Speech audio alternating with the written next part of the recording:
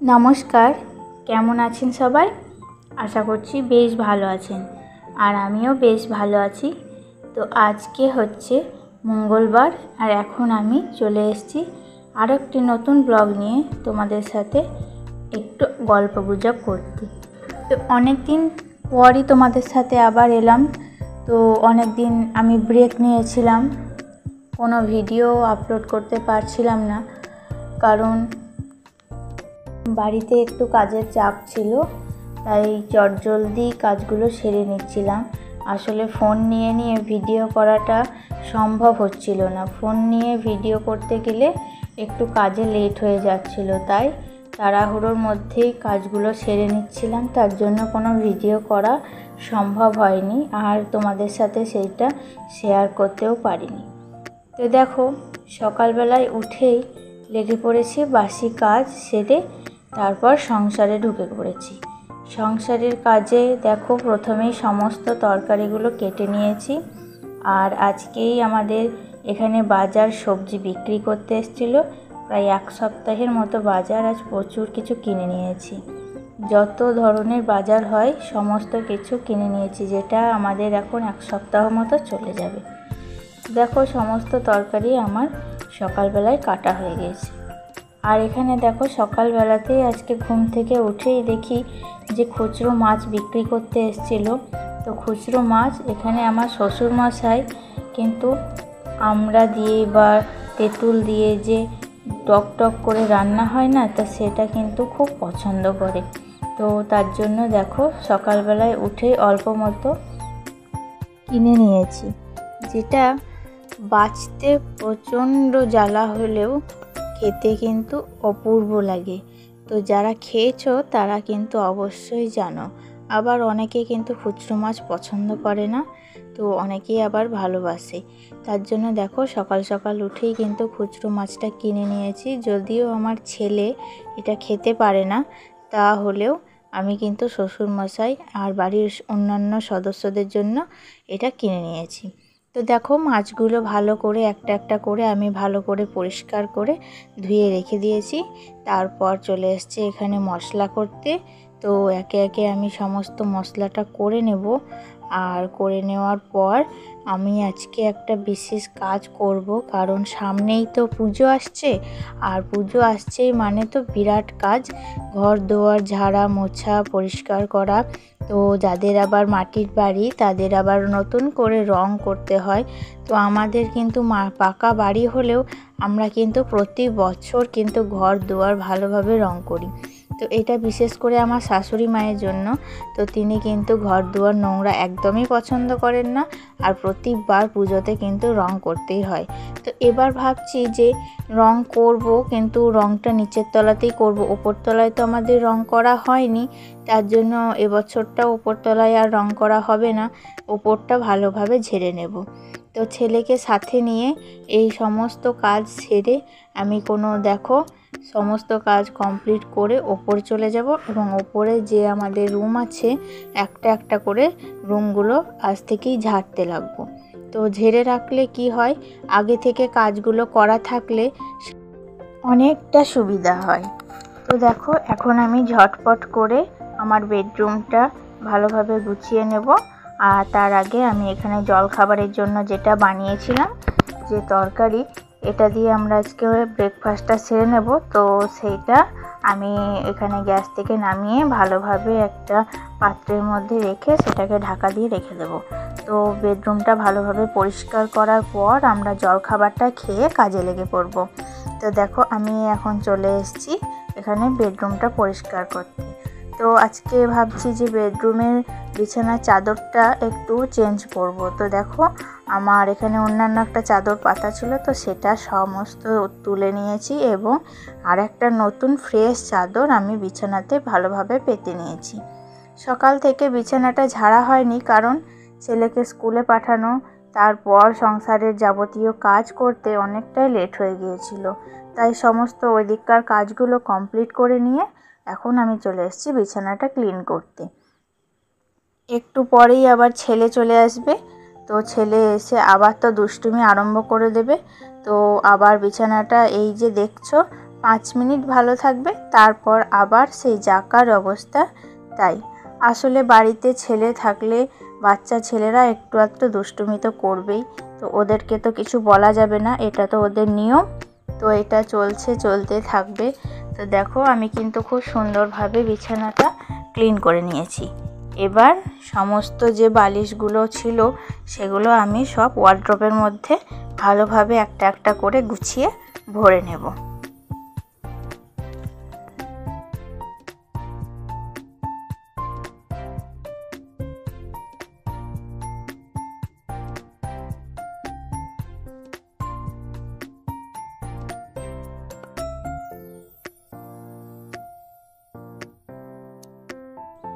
বেশ কিছু জামা কাপড় ছিল যেগুলো কালকে আমি তুলে রেখেছিলাম। তো বৃষ্টি পড়ছিল, মেঘ উঠেছিল, বৃষ্টি হয়নি যদিও। তো তুলে রেখেছিলাম, দিয়ে তুলে রাখার পর আমি চলে গিয়েছিলাম বাবুকে নিয়ে টিউশনে। তো এসে আর খুবই টায়ার্ড লাগছিল, তো জামা কাপড়গুলো ভাঁজ করা হয়ে ওঠেনি এবং সেগুলো গোছানো হয়ে ওঠেনি, তো এক জায়গায় জড়ো করা ছিল। তাই আজকে দেখো ঘরটা ঝাড়ার আগে আমি সমস্ত কাপড়গুলো ভালোভাবে ভাঁজ করে সেগুলোকে আলনায় একটা একটা করে রেখে দিলাম।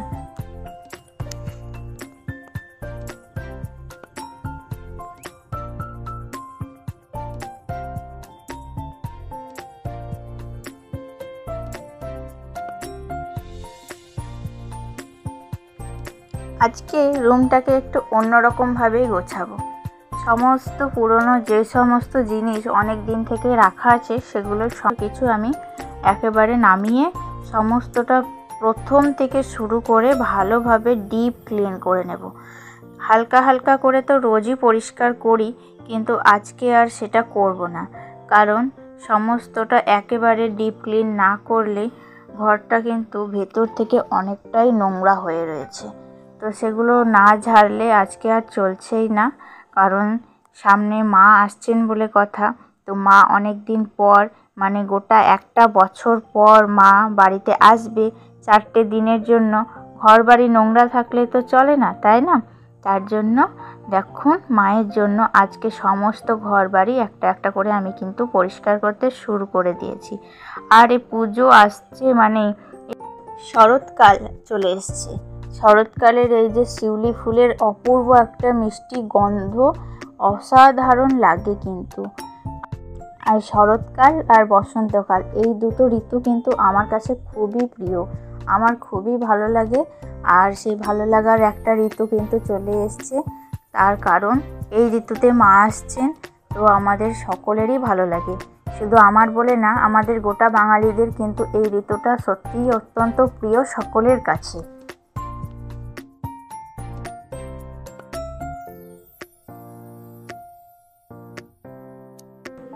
উপরের বাঁকটাতে এত নোংরা ছিল যে কিছু বলার নেই, জানেন তো।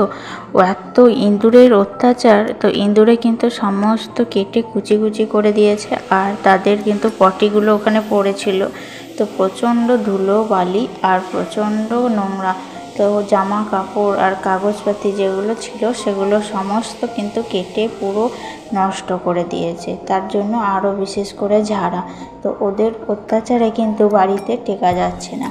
তো দেখুন, আগের দিন দেখিয়েছিলাম একটা ইঁদুরকে কিন্তু আমি ধরেওছিলাম। তো দেখো আজকে কিন্তু সেগুলো আর ধরা হয় না। তো এগুলো ভালোভাবে ঝেড়ে আবার পরিপাটি করে গুছিয়ে রাখছি, কিন্তু কয়েকদিন পর কিন্তু আবার সেই যা পার তাই অবস্থায় হবে। তাহলেও ঝাড়তে তো হবে, তাই না? তো জিনিসগুলোকে একবার করে মাঝে মধ্যে যদি ঝেড়ে রাখা যায় তো সেই জিনিসগুলো কিন্তু ভালো থাকে। আর বিশেষ করে এই সমস্ত জিনিস আজ ঝেড়ে আমি কিন্তু একটু রোদ্রে দেবো ছাদে। তো জামা কাপড়গুলো এই ভাদ্র মাসে যদি রোদ্রে দেওয়া যায় তো কিন্তু কথায় আছে যে পোকামাকড় লাগে না এবং জামা কাপড়গুলো কিন্তু ভালো থাকে। তো ভাদ্র মাসে গতবারও আমি দিয়েছিলাম সমস্ত জামা কাপড়। তো গতবার তখন আমার এই চ্যানেলটা খোলা হয়নি, তারপরেই যেহেতু খোলা তাই সেই সমস্ত ভিডিও তোমাদের সাথে শেয়ার করা হয়নি, কিন্তু ভাবছি এবছর যেটুকুই করব সেটা কিন্তু তোমাদের সকলের সাথে আমি শেয়ার করব। তো দেখো এই যে খাতাপত্রগুলো দেখছো এগুলো কিন্তু যুগ যুগান্তর থেকেই রাখা আছে। মানে আমি যতই ভাবি যে এগুলো সরিয়ে ফেলবো, কিন্তু বাড়ি থেকে এগুলো সরাতে কিছুতেই দেয় না। তো আমার সমস্ত বাঁকটা ভালোভাবে ঝেড়ে যেগুলো রাখার সেগুলো কিন্তু পরিপাটি করে আমি গুছিয়ে রেখেছি। তো একদিক পুরো কমপ্লিট করে আমার ঝাড়া হয়েছে, এখনও কিন্তু অনেকটাই কাজ বাকি হয়েছে। তো কাজগুলো করতে করতে এখন কিন্তু ঠিক 12:30টার মতো বেজে গিয়েছিল। তো দুপুরও হয়ে এসেছিলো আর প্রচণ্ড গরম ধরেছিল। যেহেতু ধুলো বালি ছিল আর একটু ধুলো উঠছিল, তার জন্য ফ্যানটা আমি চালাতে পারছিলাম না। আর দোতলার উপরে প্রচণ্ড গরম ধরেছিল। আমি তো পুরো ঘেমে নিয়ে একাকার অবস্থা, আর আমার গোটা গায়ে গোটা শরীরে ধুলো বালিতে ময়। তো দেখো, ফ্যানটাকে ভালোভাবে আমি পরিষ্কার করে নিয়েছি। এরপর আমি যে সমস্ত কাজগুলো করব, তার মধ্যে বিশেষ কাজ হচ্ছে খাটের তলটা পরিষ্কার করা। তো এই গরমের মধ্যে খাটের তলে ঢুকে সমস্ত ধুলোবালি পরিষ্কার করা যে কতটা কষ্টের, তা শুধুমাত্র আমি বুঝতে পারছি। তো বিছানার চাদরটা প্রথমেই আমি তুলে নিয়েছিলাম, কারণ বিছানার চাদরটা কালকেই কাচা হয়েছিল। তো আজকে আবার ধুলোবালি পড়লে আবার তো নোংরা হয়ে যাবে, তার জন্য কালকেই তুলে নিয়েছিলাম। আর যে সমস্ত নোংরাগুলো পড়েছিল তাতে একটু ভালোভাবে ডিপ করে ঝাড়ু দিয়ে নিলাম, যাতে নোংরাগুলো নিচে মেঝেতে পড়ে যায়। যেহেতু আমাদের বাড়িটা রং করা হয়নি, তাই দেখো ঝুলগুলো যতই ঝাড়ি না কেন ততই কিন্তু দেয়ালের মধ্যে সেঁটে লেগে যাচ্ছে। তো ঝুলগুলো কিছুতেই ছাড়ানো যাচ্ছে না। আর এই ঘড়িটা দেখছেন, এটা কিন্তু শিক্ষক দিবসে কয়েক বছর আগে তোমাদের দাদা ভাই কিন্তু পেয়েছিল। তো স্টুডেন্টসরা তাকে উপহার দিয়েছিল। এখন আর ঘড়িটা চলছে না। তো আমি ভাবছি যে ঘড়িটা আজকে খুলে রাখবো এবং তোমাদের দাদা ভাইকে বলবো যে একটা মিস্ত্রির কাছে নিয়ে যেয়ে ওটাকে যেন সারিয়ে নিয়ে আসে, কারণ ঘড়িটার ডিজাইনটা কিন্তু অপরূপ সুন্দর। তো দেখতে খুব সুন্দর। ভাবছি ওটাকে একটু ঠিক করে নিয়ে এসে সারিয়ে নিয়ে এসে ওটাকে আবার ভালোভাবে টাঙিয়ে রাখবো। তো ঝুলগুলো দেখো, না ঝাড়লেও খুব কষ্ট করে আমি আর ঝুলগুলো ঝেড়ে নিলাম। তো বেশ কিছু ঝুল ঝাড়াও হচ্ছিল না। তো এই ঝাড়ুটা আমি বিশেষ করে কিনেছি পুজোতে কাজে লাগবে বলে।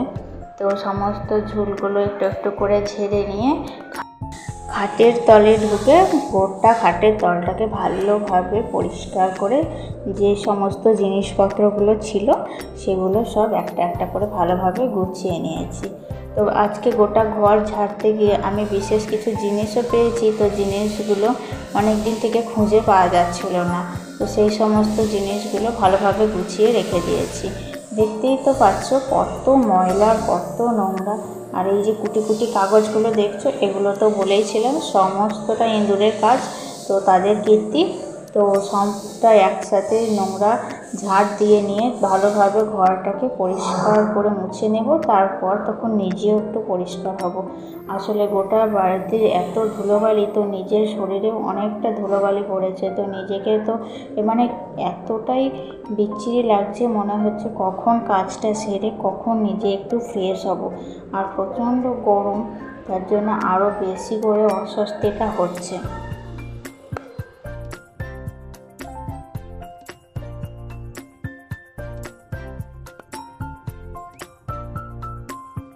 এই যে ময়লা তোলার ট্রেটা তোমরা দেখতে পাচ্ছ আমার হাতে, তো এই ট্রেটা অনেক দিন আগেই কেনা ছিল। আজকে খাটের তলটা পরিষ্কার করতে গিয়ে পেলাম। যাই হোক, আমার কিন্তু কাজেই লেগে গেল, খুব ভালো হলো।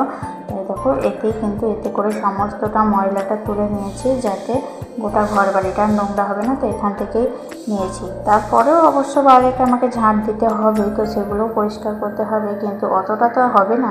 তো অনেকটাই সাহায্য করেছে।